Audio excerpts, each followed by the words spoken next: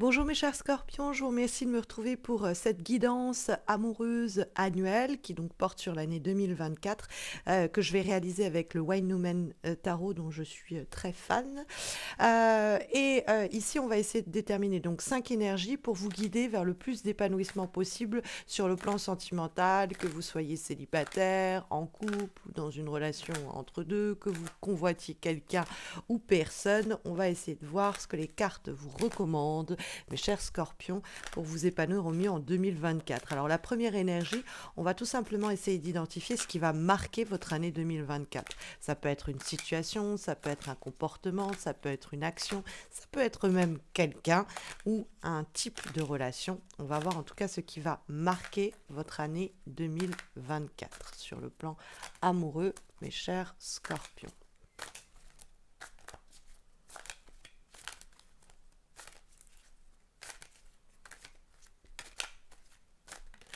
Hop là. Alors, dans le cadre de la deuxième énergie, on va essayer de déterminer ce que vous devez laisser derrière vous en 2024 niveau amoureux. Alors, quelquefois, ça peut être même quelqu'un, un type de relation, ça peut être des attitudes et des comportements qu'il ne vaut mieux pas adopter ou ne vaut mieux plus adopter pour votre année 2024. Bref, tout ce qui vous alourdit, qui vous empêche de vous épanouir et que vous devez laisser en 2023, que vous ne devez pas amener en 2024, mes chers scorpions. Hop, voilà. Alors, ensuite, on va déterminer ensemble ce que vous devez, au contraire, amener avec vous en 2024, c'est-à-dire peut-être même des leçons que vous avez retenues en 2023, mais tout ce qui va vous préparer à affronter toute l'année 2024 et ces 12 mois qui la constituent sur le plan amoureux. Qu'est-ce que vous devez amener avec vous, mes chers scorpions?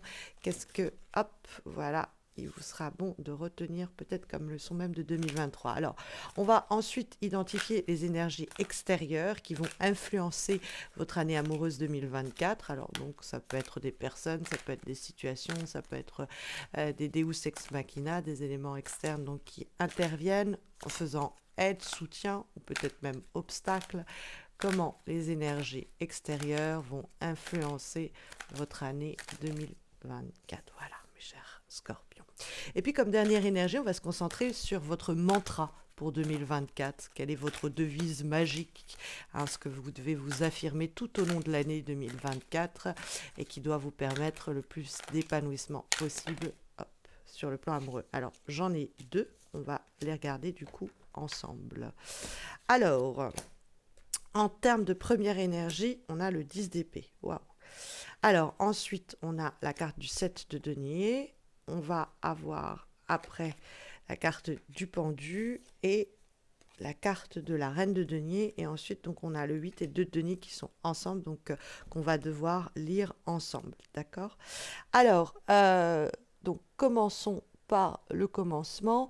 La première énergie que nous avons, c'est donc une carte qui nous parle de ce qui va marquer votre année 2024. Alors le 10 d'épée, c'est une carte qui est assez difficile, que vous la voyez ici. On est sur l'idée d'avoir été quelquefois trahi, d'avoir en tout cas souffert d'une période sombre qui se s'achève et qui se termine. Parce que cet indice, c'est que les 10 d'épée marquent le crépuscule d'une situation et annoncent l'aurore à venir. Donc c'est une carte qui nous dit que le pire est derrière nous. Donc ça peut nous signaler que vous avez vécu une année très compliquée, mes chers scorpions, en 2023, avec beaucoup de déboires, beaucoup de déceptions, peut-être des personnes avec qui il y a eu des ruptures, et peut-être pas qu'une. Il y a eu des situations où on vous a baladé, ça vous a fait du mal, vous n'avez pas été comblé. Il y a peut-être des séparations ou des trahisons, vous avez peut-être été trompé. Bon, la carte du 10 d'épée, c'est une carte qui nous dit que tout cela, justement, ça se termine. C'est un chapitre qui se clôture. Alors, le 10 d'épée pourrait être inquiétant comme ça en disant mince, c'est ce qui va marquer mon année 2024, mais en réalité, ça veut dire que cette page-là, ce chapitre qui était sombre, s'achève. Vous pouvez enfin le laisser derrière vous. Donc ça amène à l'idée d'une résurrection sur le plan sentimental pour vous, une renaissance, mais plutôt à titre personnel. Je vous annonce pas là forcément qu'il va y avoir la résurrection d'une relation passée qui s'est terminée, qui a causé beaucoup de souffrance. Mais c'est plutôt vraiment, ça peut être le cas, mais c'est surtout à titre personnel que vous avez cette renaissance sur le plan sentimental, que vous sentez que vos jours ne sont plus aussi lourds qu'ils ne l'étaient auparavant. Hein. On va dire que l'année 2024 va s'alléger en termes de larmes ou de pensées noires que vous avez pu broyer au cours de 2023. Donc c'est une bonne nouvelle, quoi. Hein. L'idée que en 2024, cette page peut-être difficile se tourne. Hein. Il y a ensuite la carte du 7 de denier qui doit nous permettre de savoir ce que vous devez laisser derrière vous en 2024 sur le plan amoureux. Et le 7 de denier, c'est l'idée, est-ce que le jeu en vaut la chandelle? C'est la notion de retour sur investissement. C'est l'idée, j'ai cultivé cette relation, j'ai, on va dire, nourri ses efforts. J'ai été beaucoup sur un site d'application que j'ai même payé, par exemple, où j'ai fait de mon mieux pour rencontrer un maximum de monde par le biais de ce site, par le biais de cette application, ou dans le cadre de cette relation, je me suis investie, j'ai fait des efforts. Bref, le 7 de denier, je fais le bilan, je fais l'addition même de tout ce que j'ai fait comme effort sur le plan affectif dans une relation donnée ou sur le plan sentimental en général. Et le 7 de denier, c'est s'apercevoir, identifier, se rendre compte que tous les efforts que l'on a menés ne sont pas à la hauteur des résultats qu'on a obtenus. Et le 7 de denier, c'est peut-être un peu dur à entendre sur le plan sentimental, mais c'est l'idée qu'il faut avoir un petit peu plus le compas dans l'œil, dans le sens où il faut peut-être un petit peu plus évaluer dans quoi on a l'impression d'avoir gaspillé ses énergies, ses moyens, ses ressources et ses sentiments au profit de quelqu'un, au profit d'une relation, au profit de la vie sentimentale, et derrière, ça n'a pas donné lieu au résultat qu'on espérait. Donc le 7 de denier, c'est l'idée que cette année, je ne referai pas les mêmes erreurs. Je ne m'investirai pas plus que l'autre. Je m'investirai en identifiant si j'obtiens en retour ce que j'ai investi. Et puis, dès que ce ne sera pas le cas, je me retire. En 2024, je ne me fais pas avoir une nouvelle fois.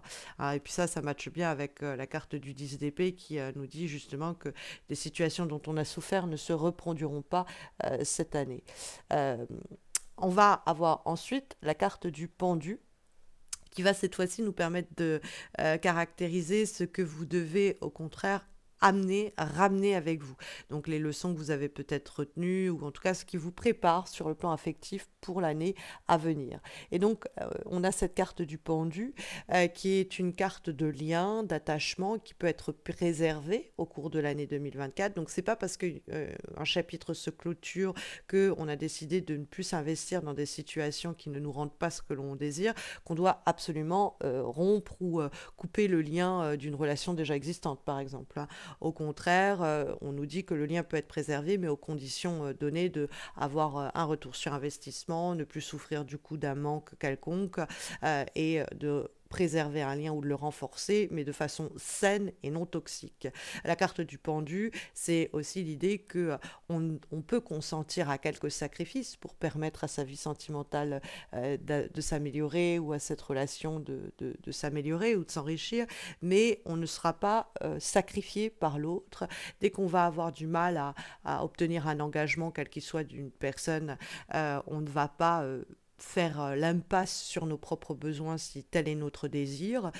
Donc on est OK pour consentir à quelques sacrifices, c'est donnant-donnant dans une relation, mais je ne me sacrifierai pas au profit de l'autre. Donc j'ai retenu ma leçon peut-être à ce sujet, que je ne suis pas le martyr en train de privilégier le bien-être de l'autre et faire l'impasse sur mon propre bien-être.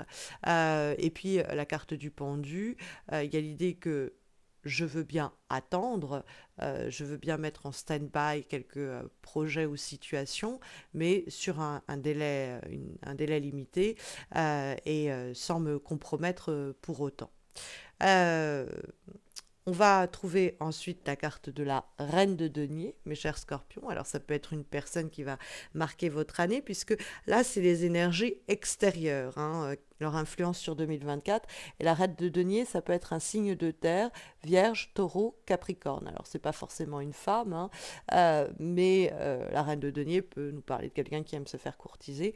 Mais c'est l'idée de trouver quelqu'un qui va être aussi terriblement généreux, hein. La carte de la reine de denier, c'est cette idée qu'on on tombe sur quelqu'un qui a autant à nous offrir qu'on a à lui donner, hein. Et ça marche bien avec la carte du 7 de denier. On cherche quelqu'un de généreux. Alors, ça peut être une générosité qui se sent sur un plan vraiment pragmatique, matériel et financier. C'est-à-dire, on a quelqu'un qui n'est pas une pince, comme on dit, qui est OK pour partager les frais, qui est de nature généreuse dans le sens où il y a une équité dans ce que l'on donne et ce que l'on ressent. Ça peut être sur le plan matériel, mais ça peut être sur un plan évidemment plus métaphorique, dans ce qu'elle a à donner, ce qu'elle a à offrir, ce qu'elle a à partager, et du coup, ce que vous avez envie de partager en retour. Donc ça matche bien avec la carte du pendu et la carte du 7 de denier, de pas trop donner, de pas donner plus que l'autre, de recevoir autant. Mais en tout cas, on a cette figure d'abondance un peu qui marque votre année 2024 et qui peut être donc un signe de terre. Encore, je le répète, Vierge, Taureau, Capricorne, c'est possible. Et puis on va avoir donc ces deux dernières énergies pour terminer votre guidance qui doit désigner votre mantra pour 2024, c'est-à-dire votre devise un peu magique. Et on a le 2 de denier et le 8 de denier. Et le 2 de denier, il y a, vous voyez, ce loup noir, ce loup blanc là, oui, c'est des loups, hein. Et on a le 8 de denier qui est l'idée de travailler, et le 2 de denier, c'est de façon équitable. Moi, j'ai vraiment l'idée que cette année, on travaille ensemble. C'est-à-dire que dans une relation donnée, je dois avoir le sentiment que c'est main dans la main que l'on avance et que l'équilibre est préservé dans ce que l'on va s'offrir, se partager et de la sorte communier et entretenir, nourrir et enrichir. Parce que le 8 de denier, c'est l'idée de s'appliquer à dans le soin du détail, à nourrir la relation. Mais ça doit se faire à deux. C'est-à-dire à deux, on est appliqué à nourrir la relation. Donc il faut avoir un focus. C'est pas l'idée on se laisse vivre, on se laisse porter, on verra où la relation nous mène, on verra où notre vie affective nous amène. Il faut travailler. Le 8 de denier, il y a un travail qui doit être mené. On doit être consciencieux sur le plan sentimental. On doit avoir conscience que le domaine amoureux demande des efforts au quotidien. Et il faut les fournir. Mais il faut être à deux pour le faire et de la sorte trouver votre équilibre. Le 8 de denier est aussi une allusion au domaine professionnel. Cela peut, du coup, c'est plus anecdotique, mais pour certaines d'entre vous, ça peut marquer votre année. L'idée que vous allez faire cette rencontre dans le cadre du travail, hein, où ça va être quelque chose à gérer avec votre travail qui pourrait prendre beaucoup de place aussi en 2024. Mais il faudra savoir jongler à ce propos. Et si vous trouvez quelqu'un qui est très carriériste, il faudra que cette personne apprenne à jongler entre votre relation et son travail. Et il n'y aura pas de concession à faire à ce sujet. En tout cas, c'est ce que conseillent et recommandent fortement les lames majeures et mineures du tarot pour votre année 2024. Mes chers scorpions, en espérant que ça vous accompagnera au mieux.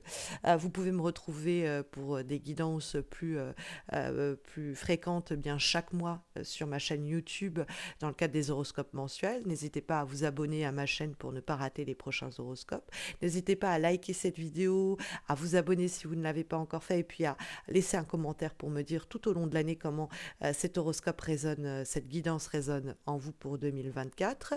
Sachez que vous pouvez aussi me retrouver sur Insta, sur Facebook chaque semaine pour des guidances hebdomadaires. Vous avez les liens de mes pages en descriptif de cette vidéo. Vous y trouverez dans ce descriptif également le lien vers mon site si vous avez missmojorism.com, si vous avez besoin d'un tirage, d'une consultation en direct, de vous former au tarot ou d'une thérapie psychomagique à mes côtés.